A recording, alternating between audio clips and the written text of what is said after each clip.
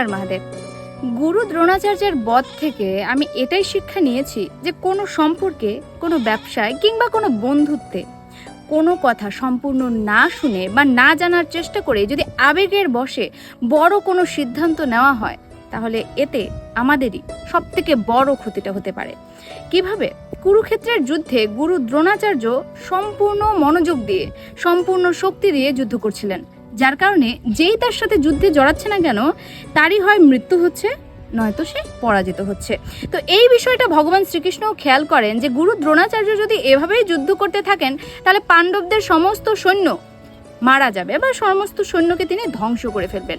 এজন্যই ভগবান শ্রীকৃষ্ণ পাণ্ডবদের সাথে মিলিত হয়ে একটা পরিকল্পনা করেছিলেন, যেখানে একটি হাতির নাম রাখা হয়েছে অশ্বত্থামা, এবং সেই অশ্বত্থামা নামের হাতিটিকে ভীম বধ করে। এবং এই খবরটি গোটা যুদ্ধক্ষেত্রেই আগুনের মতো ছড়িয়ে পড়ে। সবাই জানতে পারে যে অশ্বত্থামাকে ভীম বধ করেছে। এমনকি এই খবরটা গুরু দ্রোণাচার্যের কাছেও পৌঁছায়। এখন তিনি যুধিষ্ঠিরকে প্রশ্ন করেছেন যে যুধিষ্ঠির, সত্যিই কি ভীম অশ্বত্থামাকে বধ করেছে? তখন যুধিষ্ঠির বলেছিল, হ্যাঁ, ভীম অশ্বত্থামাকে বধ করেছে। আর সেই সময় ভগবান শ্রীকৃষ্ণ শঙ্খনাদ করেন, শঙ্খ বাজান।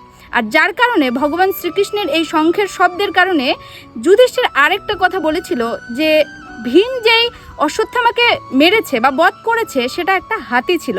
এই কথাটা গুরু দ্রোণাচার্য শুনতেই পাননি এবং তিনি সেই মুহূর্তেই অস্ত্র ত্যাগ করেছেন, এবং যেটার সুযোগ নিয়ে কিন্তু ধৃষ্টদ্যুম্ন গুরু দ্রোণাচার্যের মস্তক সাথে সাথেই ছিন্ন করে দিয়েছিলেন।